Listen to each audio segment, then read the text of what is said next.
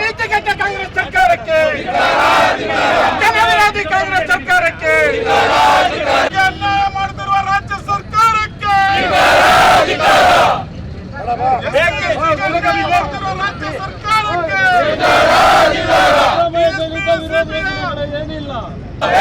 ಸರ್ಕಾರಂತೆ ಸರ್ಕಾರ, ಸರ್ಕಾರಂತೆ ಸರ್ಕಾರ, ಕಾನೂನಂತೆ ಕಾನೂನು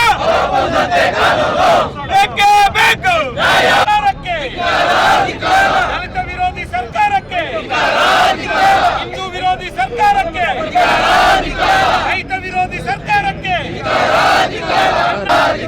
ಜನ ವಿರೋಧಿ ಕಾಂಗ್ರೆಸ್ ಸರ್ಕಾರಕ್ಕೆ, ದಲಿತ ವಿರೋಧಿ ಕಾಂಗ್ರೆಸ್ ಸರ್ಕಾರಕ್ಕೆ, ದಲಿತ ವಿರೋಧಿ ಕಾಂಗ್ರೆಸ್ ಸರ್ಕಾರಕ್ಕೆ, ವಿರೋಧಿ ಸಿದ್ದರಾಮಯ್ಯನವರಿಗೆ, ಅಂಬೇಡ್ಕರ್ ವಿರೋಧಿ ಸಿದ್ದರಾಮಯ್ಯನವರಿಗೆ, ದೇವಸ್ಥಾನಗಳ ಉಂಡಿಗೆ ಕನ್ನ ಹಾಕಿರ್ತಕ್ಕಂಥ ಸಿದ್ದರಾಮಯ್ಯನವರಿಗೆ, ದೇವಸ್ಥಾನದ ಉಂಡಿಗೆ ಕನ್ನ ಹಾಕಿರ್ತಕ್ಕಂಥ ಸಿದ್ದರಾಮಯ್ಯನವರಿಗೆ, ದಲಿತ ವಿರೋಧಿ ಸಿದ್ದರಾಮಯ್ಯನವರಿಗೆ, ದೇಶ ವಿರೋಧಿ ಸಿದ್ದರಾಮಯ್ಯನವರಿಗೆ, ರಾಮಭಕ್ತರ ವಿರೋಧಿ ಸಿದ್ದರಾಮಯ್ಯನವರಿಗೆ ಬೇಕೇ ಬೇಕು, ಬೇಕೇ ಬೇಕು, ದಲಿತ ವಿರೋಧಿ ಸಿದ್ದರಾಮಯ್ಯನವರಿಗೆ.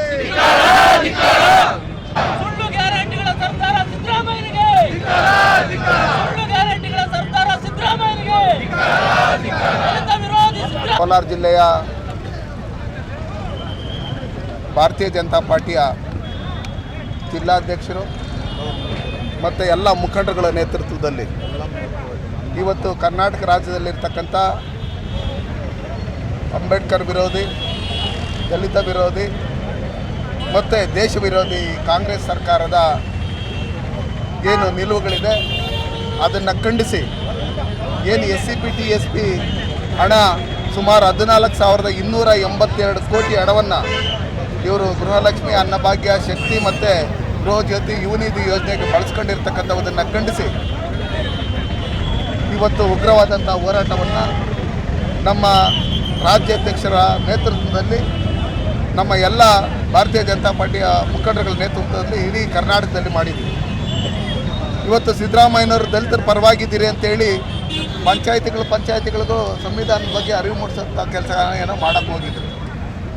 ಸಿದ್ದರಾಮಯ್ಯನವರೇ, ಕೊನೆ ಆಟ ನಿಮ್ಮದು. ನೀವು ದಲಿತರಿಗೆ ಅವರ ಅಭಿವೃದ್ಧಿಗೆ ಮೀಸಲಿಟ್ಟಿದ್ದಂಥ 14,282 ಕೋಟಿ ಹಣವನ್ನು ಬೇರೆ ಬೇರೆ ಯೋಜನೆಗಳಿಗೆ ಅದನ್ನು ತಗೊಂಡು ಇವತ್ತು ದಲಿತರಿಗೆ ಅನ್ಯಾಯ ಮಾಡಿ, ದಲಿತರ ಮಕ್ಕಳಿಗೆ ಮೋಸ ಮಾಡಿ, ಇವತ್ತು ನೀವು ಏನು ದಲಿತರ ಪರವಾಗಿದ್ದೀರಿ ಅಂತ ಹೇಳಿ 24ನೇ ತಾರೀಕು 25ನೇ ತಾರೀಕು ಐಕ್ಯತಾ ಸಮಾವೇಶ ಅಂತ ಮಾಡೋಕ್ಕೆ ಹೋಗ್ತಾ ಇದ್ದೀರಿ.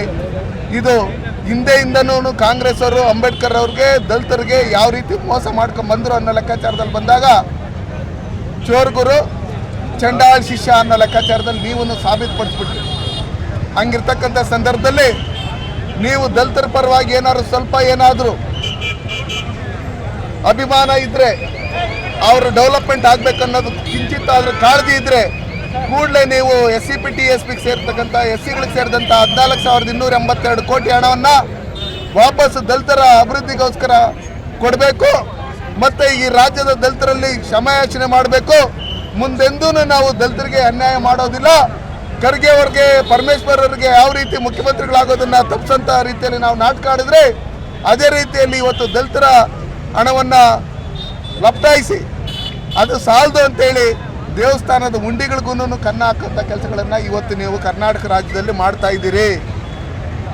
ಇವತ್ತು ಅಯೋಧ್ಯೆ ರಾಮ ಮಂದಿರಕ್ಕೆ ಹೋಗಿ ವಾಪಸ್ ಬರ್ತಾ ಇರ್ತಕ್ಕಂಥ ಸಂದರ್ಭದಲ್ಲಿ ರೈಲಿಗೆ ಅಡ್ಡ ಹಾಕಿ ಆ ಟ್ರೈನ್ ಬೋಗಿಗೆ ಬೆಂಕಿ ಇಡ್ತೀರಿ ಅನ್ನೋ ಲೆಕ್ಕಾಚಾರದಲ್ಲಿ BK ಹರಿಪ್ರಸಾದ್ ಅವರು ಏನು ಹೇಳಿದ್ರು ಅದನ್ನು ಸಾಬೀತುಪಡಿಸೋಂಥ ನಿಟ್ಟಿನಲ್ಲಿ ಇವತ್ತು ಕಾಂಗ್ರೆಸ್ ಸರ್ಕಾರ ಏನು ಹೋಗ್ತಾ ಇದೆ. ಇವತ್ತು ತಾಲಿಬಾನಿಗಳು ಪಾಕಿಸ್ತಾನಿ ಏಜೆಂಟ್ಗಳಂತೆ ನಡ್ಕೊಂಡು ಇವತ್ತು SDP TS ಮತ್ತು ಪಾಪ್ಯುಲರ್ ಫ್ರಂಟ್ ಆಫ್ ಇಂಡಿಯಾದವರು ಇವರೆಲ್ಲ ಸೇರಿ ಯಾರು ಬಹುಸಂಖ್ಯಾತರು ದೇಶ ಪ್ರೇಮಿಗಳ ಮೇಲೆ, ರಾಮ ಭಕ್ತರ ಮೇಲೆ ನಾವು ಹಲ್ಲೆ ಮಾಡಿದ್ರೆ ಸಿದ್ದರಾಮಯ್ಯನವರ ಕೃಪಾ ಕಟಾಕ್ಷ ನಮ್ಮ ಮೇಲೆ ಇರುತ್ತೆ, ನಮ್ಮನ್ನ ರಕ್ಷಣೆ ಮಾಡ್ತಾರೆ ಅನ್ನೋ ಲೆಕ್ಕಾಚಾರದಲ್ಲಿ ಅವರೆಲ್ಲ ತಿಳ್ಕೊಂಡು ಇವತ್ತು ದೇವಸ್ಥಾನಗಳ ಮೇಲೆ ಮತ್ತೆ ರಾಮ ಭಕ್ತರ ಮೇಲೆ ಹಲ್ಲೆ ಮಾಡೋಂಥ ಕೆಲಸಗಳನ್ನ ಶುರು ಮಾಡಿದ್ದಾರೆ. ಇವತ್ತೇನು ದೇವಸ್ಥಾನಗಳಲ್ಲಿ 10%, 5% ಭಾಗ ಬೇಕು ಅಂತ ಹೇಳ್ಬಿಟ್ಟು ಹೇಳಿ ನೀವು ಹೋಗಿದ್ದೀರಿ.